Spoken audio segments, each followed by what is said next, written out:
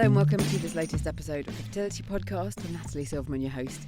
If you've been wondering why this week's episode's a little late in your feed, if you follow me on Instagram at FertilityPod, I shared a little story earlier. I had somebody chopping down a tree outside my studio, basically, earlier today. I like to record the intros to the podcast kind of as near to releasing them as possible so you know what's going on in my world.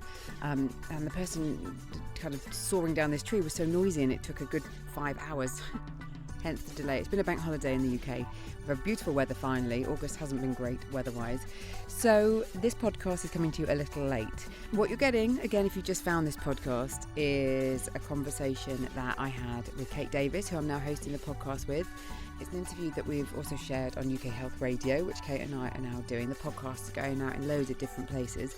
And if you just found the Fertility Podcast because there's stuff going on with your fertility and you're trying to get your head around it and learn as much as possible, and you've been kind of searching for IVF and fertility-related podcasts.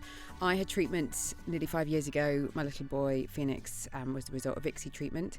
So I've spent the last 5 years talking to experts as well as people sharing their stories to make the podcast content for you. And it's changed quite a lot recently. There's loads of episodes for you to kind of go back and have a listen to, covering all sorts of issues affecting men and women. So hopefully there's something for you. If you like what you hear, please do let me know. You can rate and review it, subscribe and share it, which is always really exciting. So if you've been listening to me for a while or even if you're new, just let me know.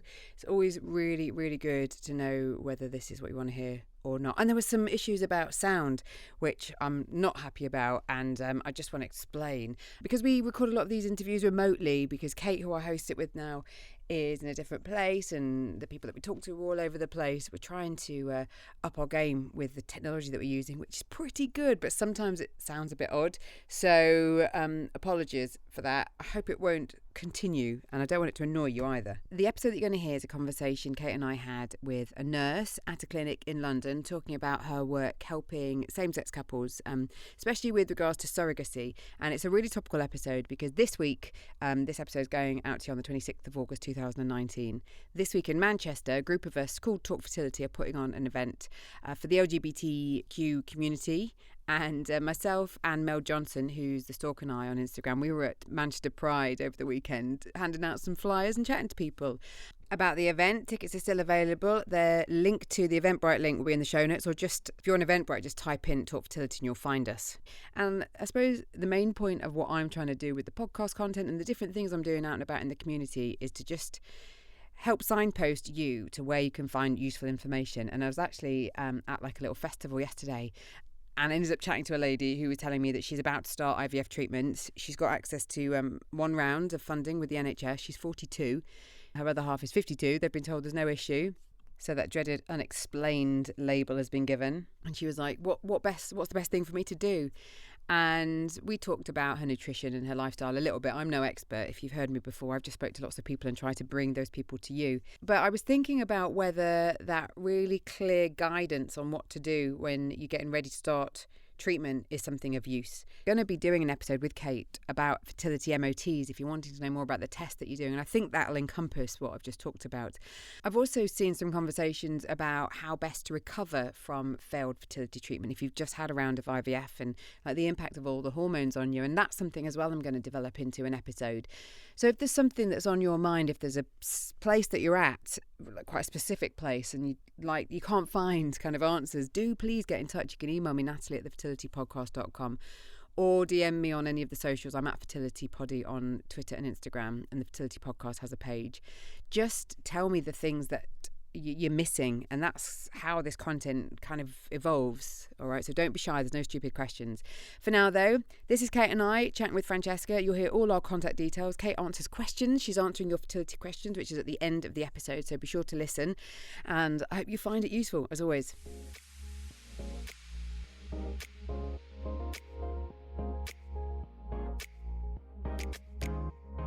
Hello and welcome to Talk Fertility, a show where we do just that, talk about fertility. I'm Natalie Silverman, host of the Fertility Podcast, which I launched in 2015, once successfully pregnant after having fertility treatment. And I'm Kate Davis, a trained fertility nurse and founder of Your Fertility Journey, where I work one-to-one with women and couples to help them understand and optimise their fertility. So in this week's episode, Kate and I are going to be speaking to another nurse, which, if you haven't heard us before, Kate is a trained nurse and now has a number of different hats that she wears in her work in the fertility world. And we're going to be talking to a lady called Francesca Stein from the CRGH, which is a big clinic in London, the Centre for Reproductive and Genetic Health. Is it always nice kind of getting to talk to a fellow nurse, Kate, about it? It's like talking shop, isn't it? It is, and I have to confess, before we started recording, we did talk about where each other trained in London and various bits and pieces and where we work. So yeah, it is kind of quite nice for me to chat to other nurses, because as I don't necessarily work in a team all the time, I don't get to do that very often. So it was lovely chatting to her, finding about all the things that she's doing. She's a hugely busy lady, and also finding more about the SEED project that she's involved with, which is really interesting. Well, have a listen to Francesca. We quizzed her on all the work she does regarding surrogacy, as well as Kate mentioned the Seed Trust and her work helping people kind of navigate their way through using donors. And also she mentioned some key organisations for you to go and find out more information about. Enjoy.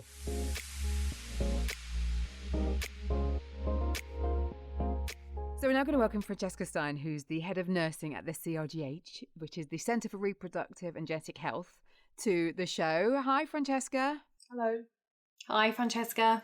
So first of all, I must say congratulations on your nomination as Surrogacy Professional of the Year for the Surrogacy Awards, which is really exciting. That's just happened Surrogacy Awareness Week, hasn't it? Yep, thank you. Was it a surprise nomination? I mean, it's obviously great to be recognised for the work that you're doing. It was actually. I won the award last year when they ran the awards in 2018. That was a huge surprise. I didn't even know I'd been nominated, and actually I didn't know I'd been nominated again this year. I just think, it's just my job to, help people on their surrogacy journeys. So it is amazing to be nominated, and I feel very honoured that people think that I'm that good at my job to nominate me for an award.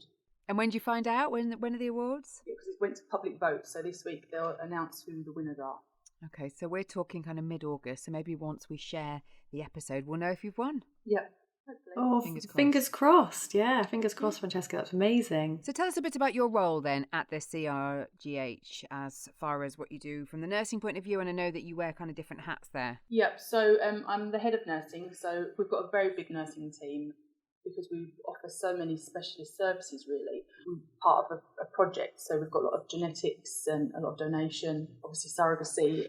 So there's a big, large team of us, and I'm the lead for the team. But I'm also the lead for the clinical governance and quality currently. So to make sure that we're up to date with all our regulatory stuff with the HFEA, and to make sure that all our audits are up to date and those sort of things, really. And then obviously I manage the Surrogacy Programme also.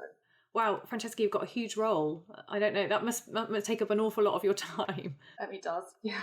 And we're a really busy clinic. Yeah. I like to be busy though, and that's always been my thing, to keep busy, and I like to be able to support the team and in various roles. So how long have you been working in kind of surrogacy, and how have you seen that role change since you've been working in the field?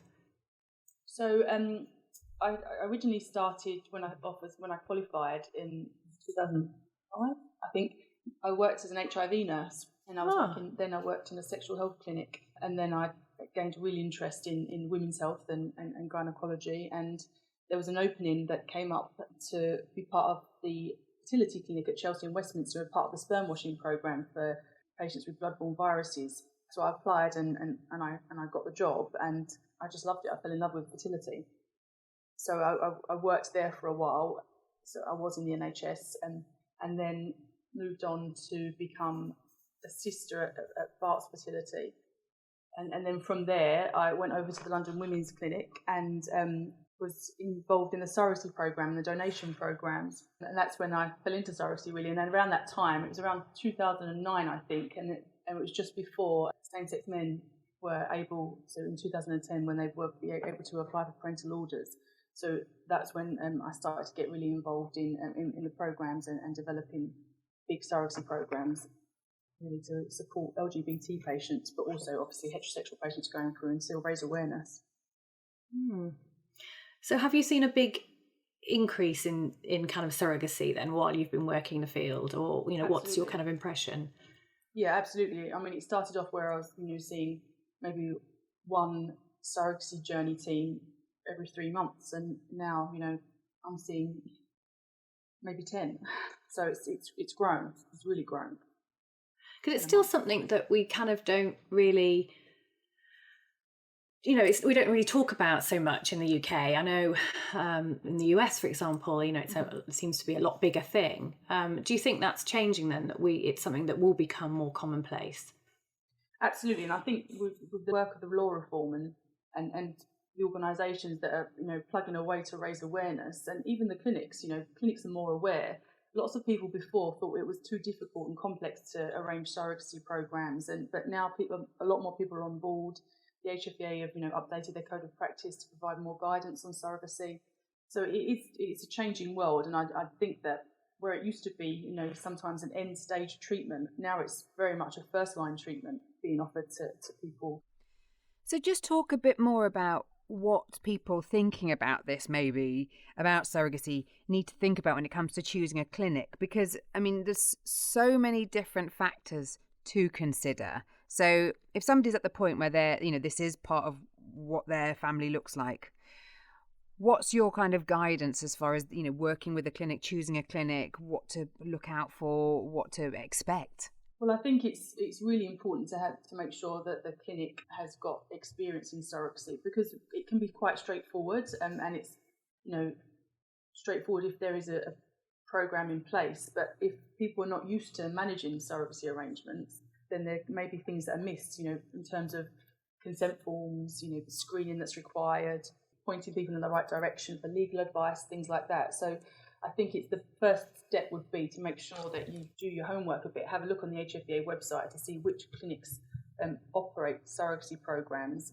how long they've been offering them, if they've got a dedicated team that, are part of a surrogacy team and who've got the expert knowledge behind them. When it comes to people coming to the clinic and embarking on a surrogacy journey, obviously the length of time varies so much. So as far as managing people's expectations, that's obviously a huge role for you, isn't it? Yeah, because everyone does have a different idea of how they want to proceed. People come when they are going to just freeze maybe some sperm, create some embryos, and then go and find their surrogate. And then other people come already in a team, so they've already got their surrogate with them and they're ready to start ASAP. So it's you do have to manage expectations, and you do have to let people know that there's quite a few points that we need to go through in order to get everyone ready and create the embryos, and so the embryo transfer for the surrogate can take place. So there's a number of steps, but it's if you from the get-go, if you are open, and this is what I do, is I sit with the IPs and then the surrogate and go through everything and be really open and transparent about what's required, then I think people find that that's really quite helpful. With the whole kind of legalities and paperwork side of it, then, is there guidance from the clinic? Because I know that can be quite overwhelming when you have to think about that stuff. It is quite tricky, and I think it does come down with experience on how you manage all of that. We've got a very watertight protocol here, like a clinical protocol, which I wrote with 2 of the senior consultants to make sure that we're following everything in terms of the code of practice. We've also taken advice from a surrogacy lawyer. But yeah, it can be quite tricky, and it can be quite daunting, especially for people coming through for treatment. It can be a bit of a minefield for them. So, you need to understand it from A to Z, really, and be able to interpret it and provide reassurance, because it can be quite daunting. So it's obviously really important to have great information out there for patients to read and find out about their options. Mm-hmm. And one of the things that I know you're heavily involved with, and it just seems so interesting and exactly what is needed out there, a place for patients to go, is the Seed Trust project. So can you tell us a little bit more about that, your involvement with it, and what where patients can find it, what they can find out about it, how it can help them? So last year I became a trustee for the Seed Trust, and it used to be the National Gamete Donation Trust, and there was a call for new trustees to join the charity and for us to relaunch it, really revamp it and relaunch it. because the intent is for, to provide support, guidance, information for donors, intended parents, donor conceived people, and anyone that's looking to use donor gametes in their treatment. So there's a team of us that work together. We have regular meetings to look at how we can support and provide guidance for people on these journeys. And the website was relaunched very recently at Fertility Fest, and we've got some fantastic videos on there and resources for currently for egg donors. We're looking for more sperm donors to share their journeys with us, and there's a lot of resources on different aspects of different parts of the journey, so included for intended parents and surrogates, anyone looking to find out information about donation. Yeah, it looks such an interesting website. I'm just looking at it now as we're chatting, and there's just so much information there. I'm definitely going to use it to signpost my patients to, because I'm always asked this question about where they can get information, and it's always been quite difficult to find somewhere that is really unbiased and independent to be able to provide that impartial advice. So it looks amazing. We'll definitely put all of that information in the show notes so that people can find out about it.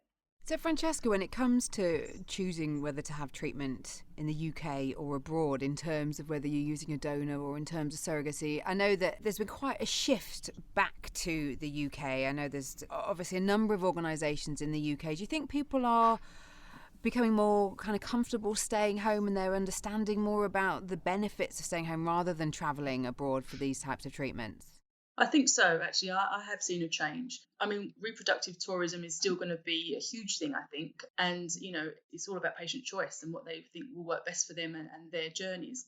But I do think that, the awareness and the work that's being done in the UK at the moment is, giving people more information and the tools and resources to be able to stay in the UK for their treatment, especially, with regards to donation, for surrogacy, for recipients, and the work that the Donor Conception Network do also to support recipients.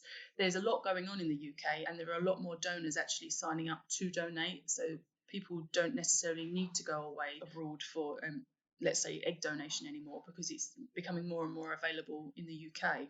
And is that sperm and egg donors? I think so, yeah. I've seen a change. We've got a big egg donation programme anyway, but we've got a lot of inquiries more recently from sperm donors also. Okay, and what about the LGBTQ community?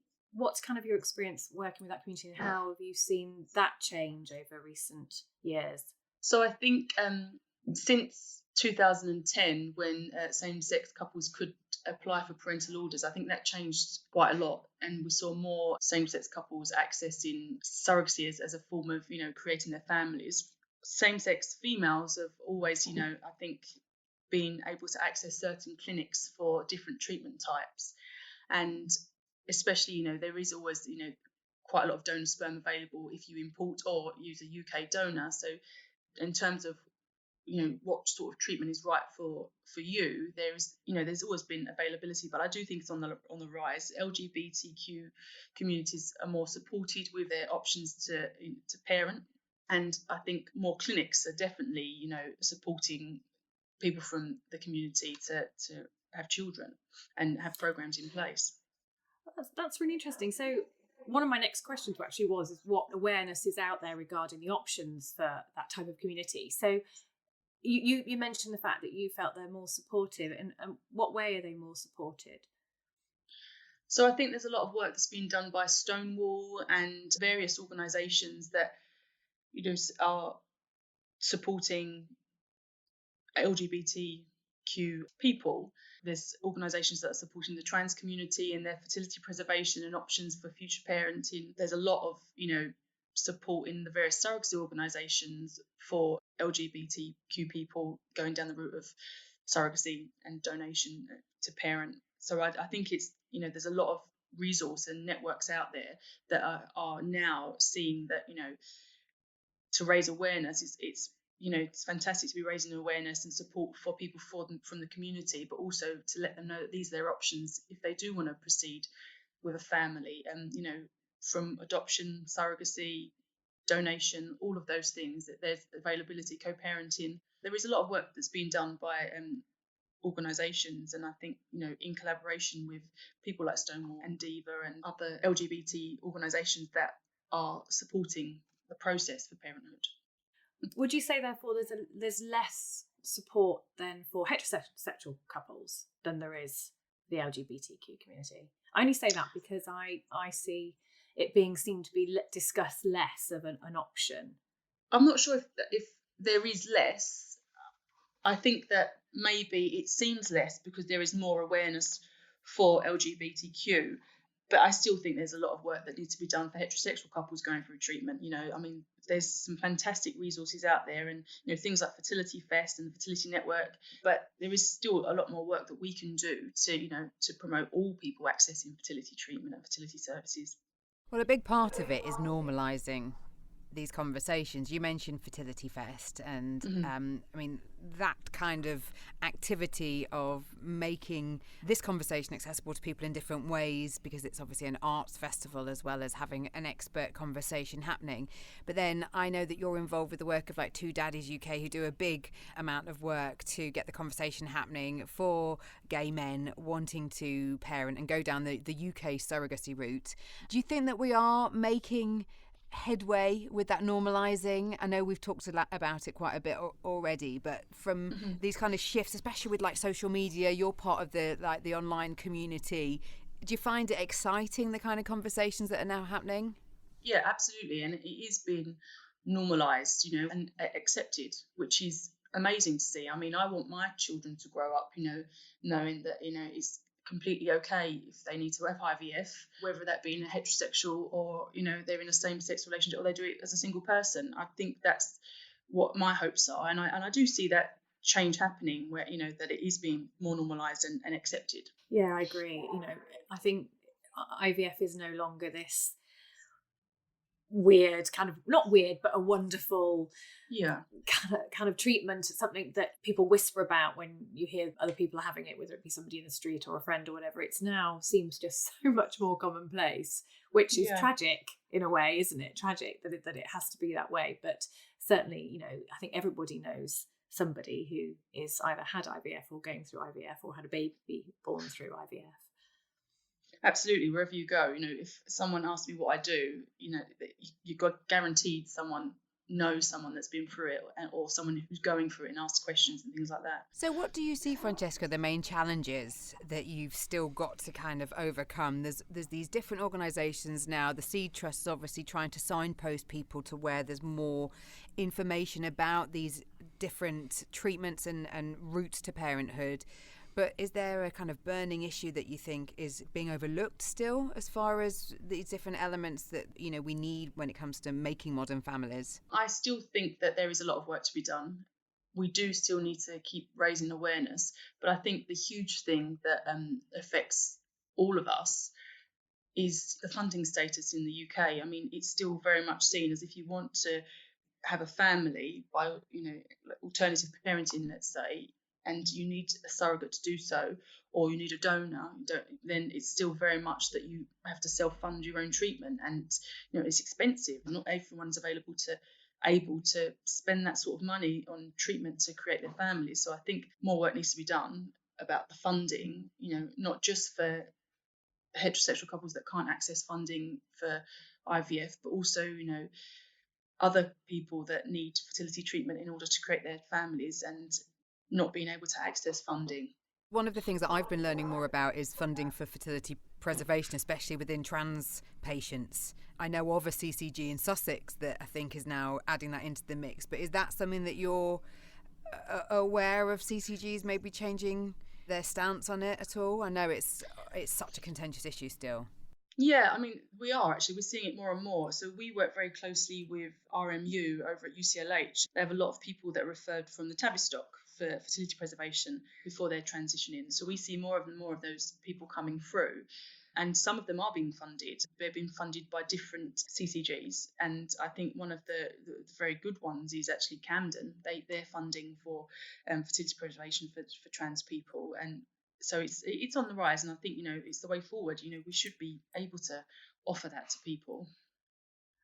I received an email yesterday, Francesca, from the RCN, and for people that don't understand the RCN, both Francesca and I will most likely, I'm assuming, Francesca, you are a member of the Royal College of Nursing, and I received an email which I was really interested to see. I've not had anything like this before, about their fertility preservation workshops that are taking place for professionals, which I think is fantastic. It looks like there are 4 different locations: London, Edinburgh, Birmingham and Cardiff, and it looks fantastic, because I think that we definitely need to get more awareness amongst professionals out there about fertility preservation, because I still think it's not known a great deal about. So having that information and knowledge so that you can give that information on to your patients. Are you involved with that? Yeah, so those are the fertility preservation workshops. A few years ago, we become part of the committee for the Fertility Nurses Forum, the steering committee. So we put together a document and a publication on fertility preservation, and it's on the back of that. So we've collaborated with Beaker to put together a series of workshops to provide information about fertility preservation. Obviously, not always just for fertility nurses, because a lot of us are seeing this day in and day out, but for people working in general practice, oncology clinics and things like that, so they can signpost and know a bit more about what's available to their patients that are needing to preserve their fertility for some medical reasons, really. I had a really interesting conversation with a trans man who had talked about how their GP was amazing in the process because they had the awareness. But if there isn't that awareness of what options are available, then it can make the conversations awkward, can't it? Because the whole idea of having to have some potentially invasive treatments that could have all sorts of implications with regards to the physical size of it, and if your GP is not even on that page, it all they become even more obstacles, don't they? So we want those conversations hopefully to be more common in the GP surgery for then the referrals to happen, because there's a time element when it comes to transitioning, isn't there? Yeah, absolutely. You're right. So from the very first point of discussion, this is available to you, explaining that you can preserve your fertility, so that when people do start hormone therapies or go down the route of gender reassignment surgery, they've already been given the information so they can think about these options at the very beginning, the very early stages. I mean, we've just started to dabble in what is a really lengthy conversation for another time. And I know that there's probably more information again on the Seed Trust about advice and guidance. Is that a good place to signpost, or should we send everybody to the main CRGH website if these conversations have provoked more questions for people listening? Yeah, I mean, obviously we're a large clinic and we've got a lot of information on our page, but we have to collaborate with other clinics and other services. So Seed Trust, the Donor Conception Network, is always a great one to look at. We've got lots of things on the RCN page, so the Royal College of Nursing and the HFEA, all of these organisations, Surrogacy UK, those sort of places to get further information. I mean, because, we have to work as a team to make sure everyone's receiving the right information and what's available to them. So in terms of egg and sperm donation in the UK, because I know a lot about kind of banks in Europe and international sperm and egg banks, and I know that we have resources in the UK, but am I right in thinking that we need more people to come forward and donate? Yes, absolutely, because we've got some wonderful people that do come forward and donate, and we're able to offer donation treatments to many people in the UK, but people still need to come forward. We still don't have as many donors as other countries do, and we need to keep plugging away and raising awareness so that people can come forward and donate, and to normalise it. It's not a completely easy thing to do. You do have to think about it. I mean, I donated my eggs last year, and it was 2 weeks of injections and things like that, but that 2 weeks of my life could possibly change someone else's. So I think just to get it out there to say, it's can be a little bit of a difficult process, but you can change someone's life, and we need more people to come through and say, yeah, I'm able to do that for you. So Francesca, just so people are aware, is there an age cut-off point? What do they need to consider if they are thinking about donating? There is some criteria. You need to be between the ages of 18 and 35. This is for egg donors. You need to be fit and healthy and free from any genetic or hereditary condition, non-smokers, just generally fit and healthy and able to donate. And that's the egg donors. For the sperm donors, they can be up to the age of 45, but some clinics will have different policies in place. But the same criteria, free from hereditary conditions and any genetic conditions. and healthy. Francesca, thank you so much for your time. You're welcome. Thanks, Francesca. It's been so interesting. Do keep listening, as Kate will be answering one of your questions very shortly. Now, one of the things that I like to do as host of the Fertility podcast is share with you here on Talk Fertility episodes from my back catalogue, because I've now shared over 200 episodes, loads of different conversations with people at all different stages of their fertility journeys, as well as experts. And as we were talking with Francesca about surrogacy, I wanted to share an excerpt of a conversation I had with two dads, Mike and Wes. They have a really strong kind of presence online as Two Dads UK, where they basically are on a mission to raise awareness of same-sex parenting. Now, in this conversation, you'll hear Mike and Wes talk about their surrogacy journey. And what I can tell you is they've just welcomed into their family their second baby through a surrogacy, a little baby boy, which is lovely news. And I'll tell you how you can follow them after this little snippet. We started our treatment back at the end of sort of 2015. We have a daughter through UK surrogacy, gestational surrogacy.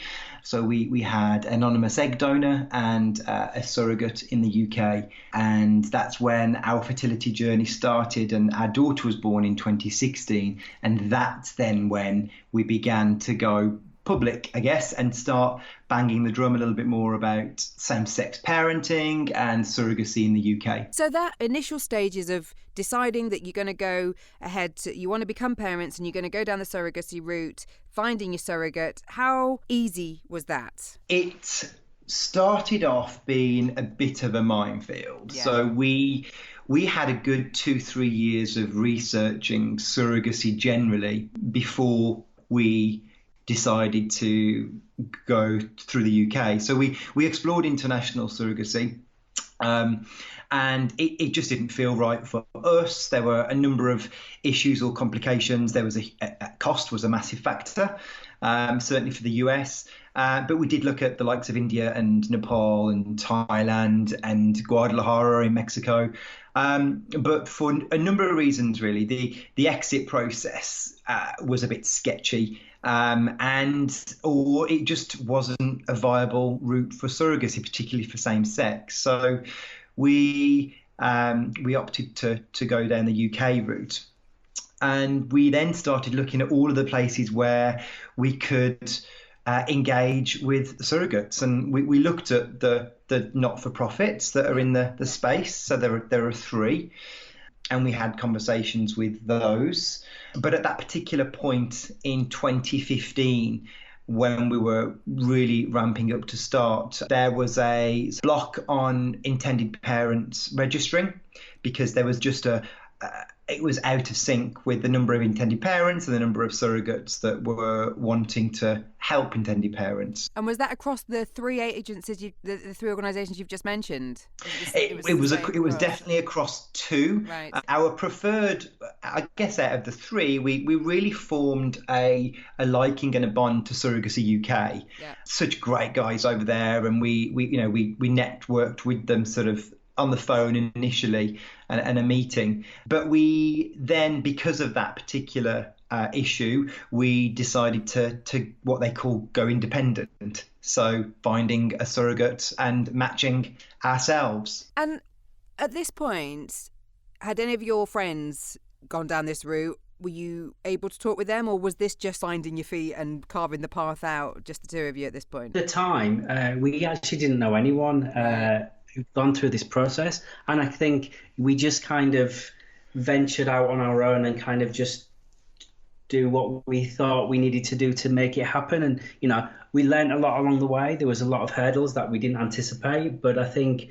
that's kind of what drives us more now to really want to kind of help people, because like Michael mentioned, we first initially, when we talked about surrogacy, our first instinct was international. Yeah. And I think it's about raising the profile that it doesn't necessarily need to be international. Now, if you have a preference now and international is an option for you, then, and if it feels right for you, then perfect. But we quickly learned that it really wasn't for us. And then we started exploring the UK route. And there was a lot of challenges along the way that we experienced right from start to end.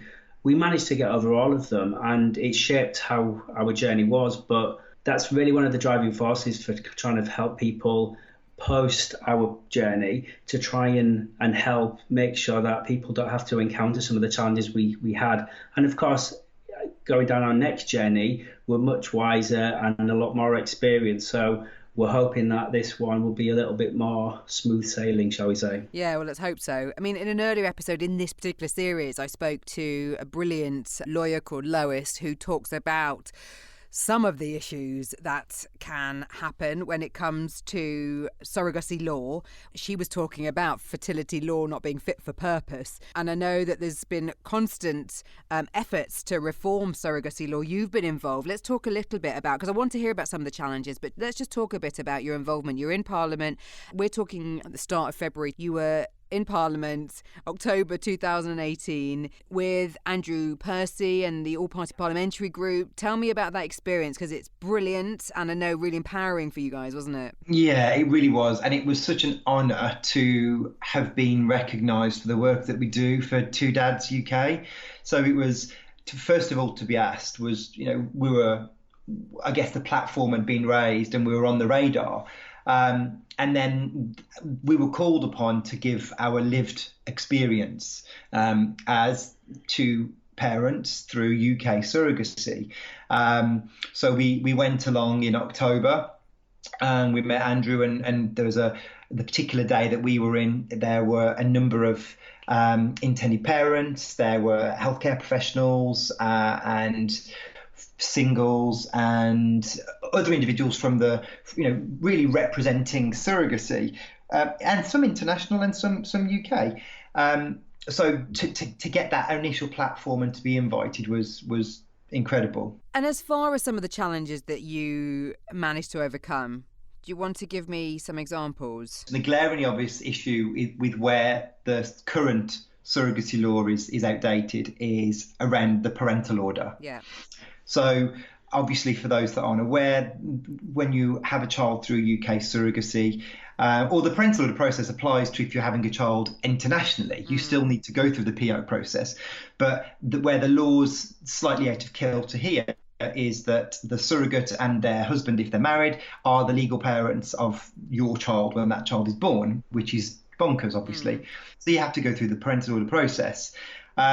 What we would like to see is that parental order process similar to how it is in the States, and that paperwork can be submitted at point of conception, and that the parental order can be granted at birth, rather than currently you have to wait till your child's 6 weeks and 1 day old, and then your paperwork can go into the court. And the ridiculous thing about that, of course, is if there's any medical treatment needed or just any issue, then you're not the official parent. It's just insane, isn't it? It is, and I think that's one of the scary things for us, and it's something that we needed to really outline and plan for right from the start. And that's some of the advice we would give to intended parents about making sure that everyone's on the same page in planning. But as an example is, if when our child was born, they needed any kind of specialist care, the hospital trust would need consent from the surrogate. So it's a challenge just to make sure that all of those things are in place beforehand. And it's quite scary when you realise that you could potentially be out of that control, and even it being your child, you wouldn't have that consent, which is something that it's kind of a worst case scenario, but you need to plan for everything, and that's probably one of our biggest pieces of advice to the intended parents going through this process, is plan for everything and make sure that you and all parties involved are on the same page and you all have everything principally agreed in advance. And one of the points that Lois, the lawyer I mentioned, raised was the ideal is to have a single surrogate, so that then you are the sperm donor, not that you used a sperm donor because it was, I'm assuming, your sperm, you were the biological father if it was a single surrogate. So am I right to say that you had your surrogate was married? She was, yeah. So with that in mind, just talking about your sperm, if you don't mind. Go for it. That process, I mean, did you both have a go? No, and I think this was really straightforward for us, wasn't it, Wes, really? Yeah, I mean, I have a daughter from a previous straight marriage. Yes.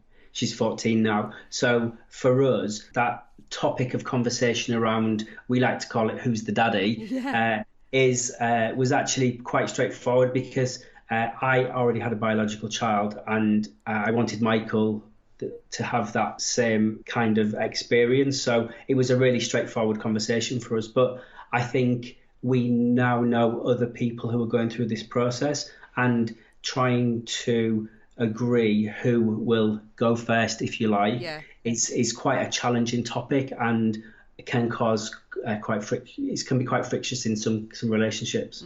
Because I've worked with Surrogacy UK, and I know in one of the conversations I was having with a surrogate, and she was working with a gay couple, the guys were alternating months to see, because I don't think they could reach the decision of who it was going to be. So it was, whoever it works with. Yeah. So I know that Tallulah, your first child through surrogacy, that worked first time. Was that the first round of treatment? Is that right? Yeah, we were really lucky. Brilliant. So we transferred an embryo transfer on the 13th of February 2016, and 2-week wait came, and we were pregnant, and she was born 38 weeks in October 2016. So was a breeze, worked first time, and a great pregnancy. So we were really fortunate. And you found that surrogate, like you say, independently. So you were, I'm assuming, in Facebook groups, or were you given some advice from some of the surrogacy associations that you'd been speaking with initially? Yeah, we had, and we took a lot of the Surrogacy UK model to how we approached this. Which is very much friendship first, isn't it? Absolutely that. So before we started treatment, us and our surrogate, we maintained a friendship for 11 months before we started any treatment. Yeah, great. So, we met her kids, we met her husband, Katie met her, our daughter, met their family, and we'll just let that develop because it had to feel right, and with that friendship had to be exactly tight. So that was the friendship path that we took with our surrogate, and we took the advice that we had from the likes of Surrogacy UK, and I guess we adapted it. We still followed. We took legal advice. We drafted an intention agreement jointly with our surrogate. We went into this, bolts and braces, and that was how we went. And I know that you also put an emphasis on the guidelines for healthcare professionals about how to treat surrogates and IPs, because I heard just ridiculous stories of handovers in car parks and just the hospital staff not getting their head around, the baby handover, which sounds just the wrong way to describe it. What was your experience like? Well, unfortunately, our experience in the planning stages looked like it was heading in that direction. Right. We quite early on engaged with our trust, started working through what the birthing plan would look like, and we quickly realised that the trust policies weren't aligned with what we expected our experience to be. So our expectation wasn't anything, wild. We just wanted to have the same experience as any other couple having children. We wanted it to be as straightforward as possible. We wanted our surrogate to be considered and made sure she was comfortable and looked after. And we wanted it just to be, we wanted to walk out with our child with the balloons into the car park and go home like anyone else does. And we didn't for a second think we wouldn't have had that experience. But when we started walking through the birthing plan, it became quite apparent that we weren't going to get what we wanted or what we expected. So we kind of came away from that initial meeting and kind of tried to digest exactly what they were proposing to us. And at that time, I remember having a conversation with Michael saying, it just doesn't feel right. It's not fair and it doesn't feel right. What were they proposing? Well, they were proposing things like we would have to hand over our baby in the car park. God, it frustrates off hospital so premises. Much. And it's this naughty, sordid thing. It's insane. Yeah, it was, and there were a number of things really, just with our presence on the maternity ward. I think that people don't realise that there are some little things to us that are really important that may seem quite insignificant to other people. So, for instance, for us, the name tag of our child being in our name when that baby's born was really important for us. For them, it just didn't see, it had to be, the surrogate's name and the baby. And we were like, but that's not, that won't be our baby's name. So although it seems quite trivial things, some of these things are really important to us. And it's things like us having access to our child straight after, and things like, in theory, because our surrogate had an elective cesarean, we weren't at that point able to see our child being born, which now we look back on it, it's not fair. I mean, fortunately, when the birthing plan that we agreed was that we'd be in the side room, and then our surrogate's husband would bring the baby through to us. That's at our first contact. But what happened was, when our surrogate went into labour and she was being prepped for surgery, she asked the surgeon if we could come in and see it, which we didn't expect, and we agreed. But we were allowed into theatre and we saw Tallulah being born, which was an amazing experience, and one we'll never forget, and we're grateful for. But on the top side of all this is, when we left that initial planning meeting around our birthing plan and we said to each other this wasn't right, we then took legal advice. And what happened as a kind of a consequence from that is that our legal team did intend to sue the trust on grounds of discrimination, because there were multiple points at which they were discriminating against us. I mean, it's really good to hear that you had really kind of methodically thought it through. You'd sought advice, which is the advice that Lois gives, is to really be clear at the outset of every eventuality so that, you are covered, and to be bold enough to stand your ground. And I know that's a big part of the work that you're doing now, is to help others overcome these challenges, which sadly do continue. From that experience, you're now in a very exciting place where you're expecting your second child through a surrogate, so you'll be third in your family. Are you working with the same surrogate? We are, yeah, same surrogate. She always agreed when we had Tallulah that she would want to do a sibling journey for us. Right. Yeah, that's just tremendous. So this time it was Wes's turn. This pregnancy is biologically Wes's, whereas Tallulah was mine. So great that we're so lucky and fortunate to be pregnant again after a failed transfer last summer. This transfer was successful, that took place in December. So this time around, obviously, we've used Wes's sperm, same surrogate. We started on this journey sort of last year, didn't we? Start of the year. Yeah. And then we had a transfer in June, and unfortunately that didn't take. So we took the decision to have a little break. We had a sort of 4 months out, and we changed clinics. We moved our clinic to a London-based clinic. We were with a Manchester-based clinic, and we then continued our treatment, had our eggs all retrieved and fertilised, we had some good results there, and then we transferred in December, and then our 2-week wait fell on New Year's Eve. Wow. I know, but we got the pink line that everyone wants, which was fantastic news. So as promised, details of how you can follow Mike and Wes on Instagram. Their handle is at twodads.u.k, and they're brilliant. They're so proactive. So do go find out more about them if you want to get in touch with them. All their information is there. Now, one of the things that Kate and I like to do with this Talk Fertility show is to answer your questions. You can email us at talkfertility@gmail.com. And a couple of weeks ago, we shared an episode about male infertility. Well, we actually shared a couple. We shared a chat with Rod Silvers, which you can still hear in the archives, and also a conversation with Gareth James. He was talking about his failed male fertility treatment. As a result, we've had quite a few emails, and it is something that I'm really passionate about in the work I do in my fertility podcast, to put that spotlight on male fertility issues. And it's brilliant to know that it's helping and it's working, because, as I've said, we've had some emails asking for more advice, really. So, Kate, what have we got?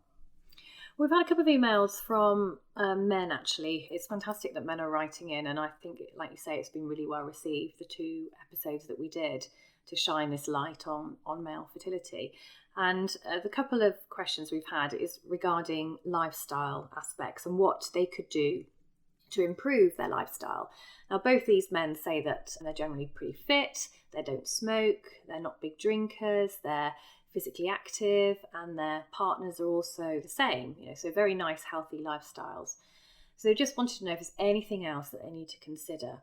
And I think the thing that is concerning most professionals working in the field of fertility at the moment with regards to men is the use of protein shakes. So we're seeing a definite correlation with protein shake use and problems with sperm parameters. So I think I would definitely say, if you're using the gym, fantastic, absolutely continue with that. But please stop taking protein shakes. make your own. There's nothing that a good banana, a bit of milk or almond milk, whatever you fancy, and some berries chucked in after would work out. That's kind of all you need. But definitely avoid the protein shakes, the powders that you can purchase from some weird and wonderful internet sites, because we're not sure what's in those, whether there's actually a little bit of trace of steroid or whatever, we don't know, but it does seem to be having a quite a devastating effect on sperm. I mean, one thing on that, if the thought of that is like, no way, my fitness needs that support. One thing that my other half did was found a pea-based protein in the shakes he was using, so there wasn't any soy, because I know that there's some question about soy. But we will share some more links in the show notes to some of the conversations that have been had about these protein shakes. Some of the experts, there's Professor Alan Pacey, who's spoken quite a lot about this. Yeah. There was something recently that the BBC had shared some research that has been done. So we'll aim to share those reference points for you. And again, keep questions coming in. Talkfertility@gmail.com, so we can hopefully continue to answer them. Thanks for listening, and don't miss next week's show.